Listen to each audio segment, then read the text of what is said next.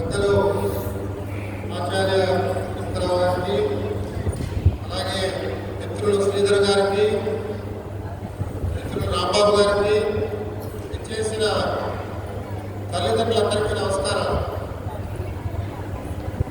తరువాతి అంశాన్ని పిల్లలు ప్రదర్శించే లోపు వాళ్ళకి కొంత విశ్రాంతి కలగడానికి నన్ను మాట్లాడమన్నారు. అంతకన్నా ఏం లేదు. ప్రత్యేకంగా ఈ శిబిరంలో పాల్గొన్న పిల్లల తల్లిదండ్రులందరినీ నేను అభినందిస్తూ, తల్లిదండ్రులందరినీ కూడా ప్రత్యేకంగా నేను కోరేది ఏంటంటే, ఈనాడు మనందరం చూస్తున్న ఒక గొప్ప విడ్డూరం ఏంటంటే, పిల్లలందరినీ కూడా చాలా సులభంగా మనందరం యంత్రాలుగా వాళ్ళు మార్చేస్తున్నాం. వాళ్ళలో ఎంతో గొప్ప కళా నైపుణ్యం ఉన్నా కూడా వాళ్ళందరికీ కూడా కర్మాగారాలుగా మారిన పాఠశాలలకు పంపించి, ఆ కర్మాగారాలలో మన పిల్లలందరినీ కూడా యంత్రాలుగా చాలా సులభంగా మార్చేస్తున్నాం. యంత్రానికి మనందరికీ తెలుసు, ఏదో ఒక కాల వ్యవధి ఉంటుంది. ఇవాళ మనం కొత్తగా కొన్న కారు కూడా 15 సంవత్సరాల తర్వాత జంప్ అయిపోతుంది. దాన్ని తీసుకెళ్ళి పక్కన పడేయాలి. అది శాశ్వతంగా పనిచేయదు. కాబట్టి యంత్రాలుగా మారిన పిల్లలు కూడా ఎక్కువ రోజులు రాణించలేకపోతున్నారు, సమాజంలో తట్టుకోలేకపోతున్నారు, పోటీ తత్వానికి నిలబడలేకపోతున్నారు. నేను 38 సంవత్సరాలు ప్రభుత్వంలో పనిచేసిన తర్వాత, అనేక వందల పాఠశాలలు చూసిన తర్వాత, కళాశాలలు చూసిన తర్వాత నేను గ్రహించింది, పిల్లలతో మనందరం కూడా చాలా చాలా దురదృష్టంగా వాళ్ళతో మనందరం కూడా ఆటలాడుకుంటున్నాం. అందరం కూడా తల్లిదండ్రులు మంచి అభిప్రాయంతోనే కేవలం వాళ్ళకు వచ్చే మార్క్స్ మాత్రమే ముఖ్యము. వాడికి 100కి 95 మార్కులు వచ్చేసాయంటే చాలా సంతోషము. వాడికి తెలుగు మాట్లాడటం వచ్చా? రాదు. బంధువులతో కలిసి తిరగడా చేయలేడు. పండగల యొక్క అంతరార్థం తెలుసా? తెలియదు. దేశ సంస్కృతి అంటే ఏమో తెలుసా? తెలియదు. దేశ చరిత్ర తెలుసా? తెలియదు. తల్లిదండ్రుల్ని జీవితాంతం గౌరవిస్తాడా? అనుమానమే. అలాంటి పిల్లల్ని మనం తయారు చేస్తున్నాం. దయచేసి తల్లిదండ్రులందరికీ కూడా నేను చాలా చాలా సీరియస్గా చెప్తున్నాను. మీరు కేవలం మార్క్స్ మార్క్స్ మార్క్స్ అని పిల్లల వద్ద చూసినన్ని రోజులు కూడా మీకు ఎలాంటి ప్రయోజనం పిల్లల వల్ల కలగదు. మార్కుల్ని పక్కన పెట్టండి. మార్క్స్ జీవితాంతం పనికిరావు. ఇవాళ మంచి మార్కులు వచ్చిన వాళ్ళు రేపు రిమార్క్స్తో బయటకు వస్తున్నారు. కాబట్టి మార్కులతో పాటు సంస్కారం మన పిల్లలకి నేర్పించాలి. సంస్కారం 15 రోజుల్లో వచ్చేది కాదు. 15 రోజుల్లో పరిచయం ఏర్పడుతుంది. జీవితాంతం దానికి కృషి చేయాలి. వాళ్ళకి సంస్కారవంతులుగా మార్చాలి అంటే ముందు మనం నిండైన సంస్కారంతో మన కుటుంబాలను మనం నడపాలి. మన కుటుంబంలో దీపారాధన కూడా చేయకుండా, మన కుటుంబంలో ఎవరికి భోజనం పెట్టకుండా, పొద్దున్న నుంచి రాత్రి దాకా 4 రూపాయలు ఎలాగ సంపాదించాలి అనే ఆలోచనతోనే ఉంటే పిల్లలకి దానివల్ల చాలా ప్రమాదాలు వస్తున్నాయి. కాబట్టి దయచేసి సంపాదన ఎంత ముఖ్యమో పిల్లల యొక్క సంస్కారం కూడా అంతే ముఖ్యం. పిల్లలకి సంస్కారం నేర్పించడం మన ప్రథమ కర్తవ్యం. మన చరిత్ర నిండా కూడా అనేక రకాల ఉదాహరణలు ఉన్నాయి. అవన్నీ కూడా మీకు గత 15 రోజుల్లో ఇక్కడ నేర్పించే ఉంటారు. ఒక్కొక్క ఉదాహరణ మన పిల్లలతో పాటు మనం కూడా నేర్చుకుని మనం దాన్ని ఆచరించి మన కుటుంబాన్ని ఒక భారతీయ సంస్కృతికి కేంద్ర బిందువుగా తయారవడానికి మనందరం కూడా ప్రయత్నం చేయాలి.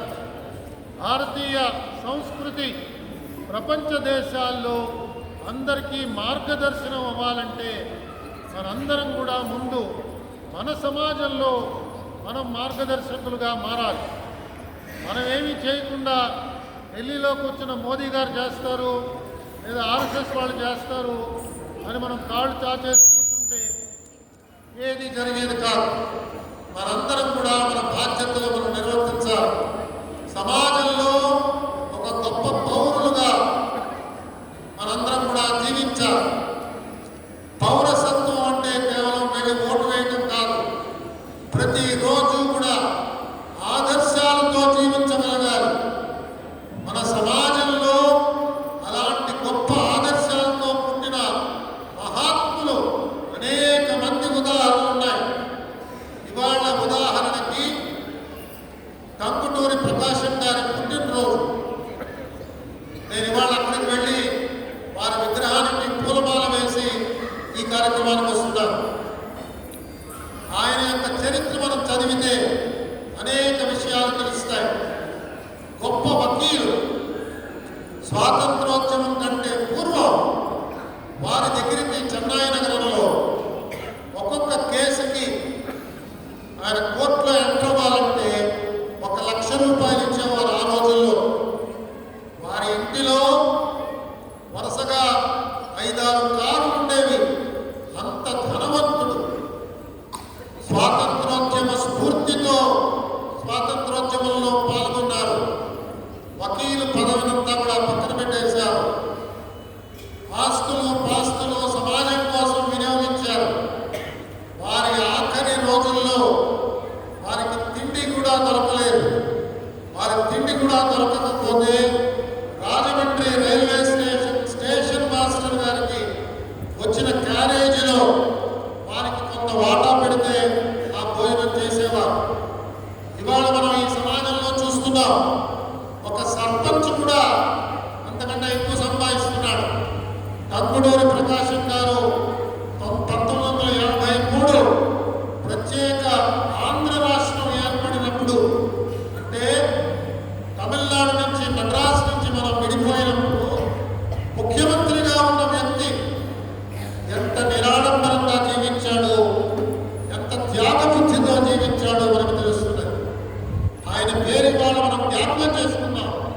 అలాంటి వాళ్ళు కొన్ని వందల మంది మన సమాజంలో మనకు కనిపిస్తారు. ఇవాళ ఉన్న రాజకీయ నాయకుల గురించి నేను మాట్లాడడానికి మీ ముందు సాహసం చేయడం లేదు. ఒక్కరంటే ఒక్కరు కూడా ఆదర్శాలతో జీవించలేకపోతున్నారు. కాబట్టి మన పిల్లలకి, మన భవిష్యత్ అంతా మన పిల్లల మీద ఆధారపడి ఉన్నది.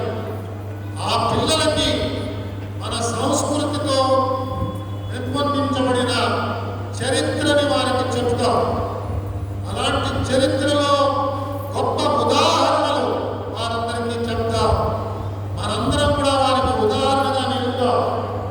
తల్లి తండ్రి ముందు పిల్లలకి కనిపించే ఆదర్శమూర్తులుగా మారగలగాలి. మనం ఎందుకు వచ్చింది మన పనది కాదు, స్కూల్లో టీచర్ చేస్తుందా పని అని చెప్పి మన బాధ్యతల రాహిత్యంలో మనం ఉండడానికి లేదు. తండ్రి స్కూటర్ నడుపుతున్నప్పుడు మనకున్న పిల్లాడు చూస్తాడు, ఈ తండ్రి ఆ ట్రాఫిక్ రూల్స్ పాటిస్తున్నాడో లేదో చూస్తున్నాడు. తండ్రి ట్రాఫిక్ రూల్స్ పాటించకుండా పిల్లాడికి హితబోధ చేస్తే వాడు పాటించడు. అలాగే తల్లి ఇంటికి ఎవరైనా పెద్దవాళ్ళు వస్తే ఆతిథ్యం ఎలా ఇస్తున్నదో పిల్లాడు చూస్తున్నాడు. ఆతిథ్యం ఇచ్చే దాంట్లో మనకు లోపం ఉందనుకోండి, పిల్లాడు అదే నేర్చుకుంటున్నాడు. తల్లిదండ్రులు ఈ విధంగా చెడు ఉదాహరణ పెట్టినప్పుడు టీచర్లు ఎంత కష్టపడ్డా కూడా ప్రయోజనం ఉండడం లేదు. కాబట్టి మనందరం కూడా మన జాతి పునర్నిర్మాణంలో పాల్గొనాలి. ఇది గొప్ప జాతి. ఈ చరిత్ర కొద్ది దేశాలకు ఉన్నది. ఈ సంస్కృతి ఏ దేశాలకి లేదు. ఇంత గొప్ప దేశంలో పుట్టిన మనందరం కూడా ప్రతి నిమిషం, ప్రతి క్షణం ఈ గడ్డకి మనం రుణపడి ఉన్నాం. ఏ నేల మీద అయితే మనం నడుస్తున్నామో దానికి రుణపడి ఉన్నాం మనందరం కూడా. మనకి ఎవరో రుణపడి లేరు, మనమే రుణపడి ఉన్నాం.